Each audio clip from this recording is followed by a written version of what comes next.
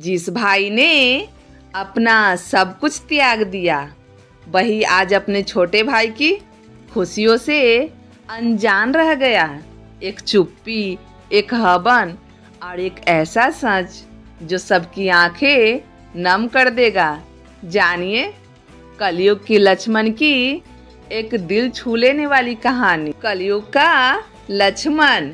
भैया, परसों नए मकान पे हवन है, छुट्टी इतवार का दिन है, आप सभी को आना है, मैं गाड़ी भेज दूंगा।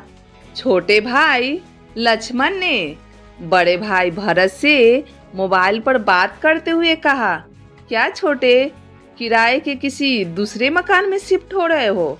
नहीं भैया, ये अपना मकान है, किराए का नहीं, अपना मकान। भरपूर आश्चर्य के साथ भरत के मुंह से निकला, छोटे तूने बताया भी नहीं कि तूने अपना मकान ले लिया है? बस भैया, कहते हुए लक्ष्मण ने फोन काट दिया। अपना मकान, बस भैया, ये शब्द भरत के दिमाग में हथौड़े की तरह बज रहे थे। भरत और लक्ष्मण दो सगे भाई और उन दोनों में उम्र का अंतर था करीब 15 साल। लक्ष्मण जब करीब 7 साल का था तभी उसके माँ बाप की एक दुर्घटना में मौत हो गई। अब लक्ष्मण के पालन पोषण की सारी जिम्मेदारी भरत पर थी। इस चक्कर में उसने जल्द ही शादी कर ली कि जिससे लक्ष्मण की देख रेख ठीक से हो जाए। प्राइवेट कंपनी में क्लर्क का काम करते भरत की तनख्वाह का बड़ा हिस्सा 2 कमरे के किराए के मकान और लक्ष्मण की पढ़ाई व रहन सहन में खर्च हो जाता। इस चक्कर में शादी के कई साल बाद तक भी भरत ने बच्चे पैदा नहीं किए। जितना बड़ा परिवार उतना ज़्यादा खर्चा। पढ़ाई पूरा होते ही लक्ष्मण की नौकरी एक अच्छे कंपनी में लग गई और फिर जल्द शादी भी हो गई। बड़े भाई के साथ रहने की जगह कम पड़ने के कारण उसने एक दूसरा किराए का मकान ले लिया। पैसे भी, अब भरत के पास भी 2 बच्चे थे, लड़की बड़ी और लड़का छोटा। मकान लेने की बात जब भरत ने अपनी बीवी को बताई तो उसकी आंखों में आंसू आ गए। वो बोली, देवर जी के लिए हमने क्या नहीं किया, कभी अपने बच्चों को बढ़िया नहीं पहनाया, कभी घर में महंगी सब्जी या महंगे फल नहीं लाए।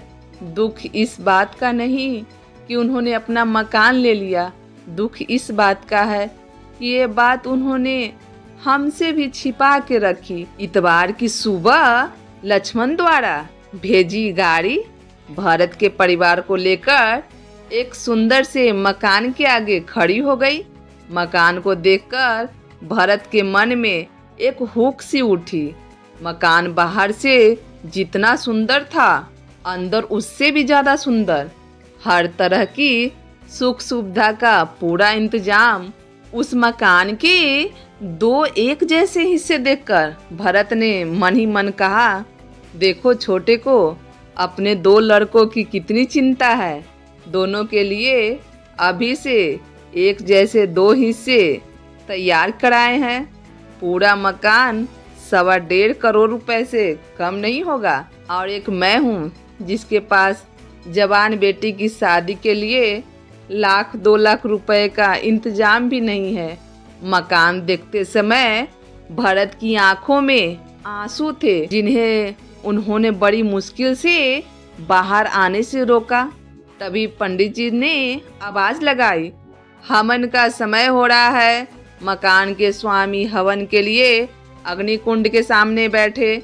लक्ष्मण के दोस्तों ने कहा, पंडित जी तुम्हें बुला रहे हैं। यह सुन लक्ष्मण बोले, इस मकान का स्वामी मैं अकेला नहीं, मेरे बड़े भाई भरत भी है।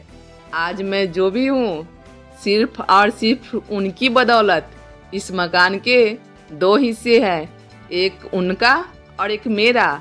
हवन कुंड के सामने बैठते समय लक्ष्मण ने भरत के कान में फुसफुसाते हुए कहा, भैया बिटिया की शादी का चिंता बिल्कुल न करना, उसकी शादी हम दोनों मिलकर करेंगे। पूरे हवन के दौरान भरत अपनी आंखों से बहते पानी को पोंछ रहे थे, जबकि हवन की अग्नि में धुएं का नामो निशान न था। भरत जैसा आज भी मिल जाते हैं इंसान, पर लक्ष्मण जैसा बिरेल ही मिलते हैं। ये सिर्फ एक कहानी नहीं, एक एहसास है। अगर आपकी आंखें भी नम हो गई हो तो हमारे चैनल गुड़िया कुमारी पारिवारिक कहानी संग्रह को सब्सक्राइब कीजिए। हर कहानी में मिलेगा आपको अपनेपन का स्पर्श। मिलते हैं फिर एक नई कहानी के साथ। तब तक के लिए जय हिंद, जय भारत।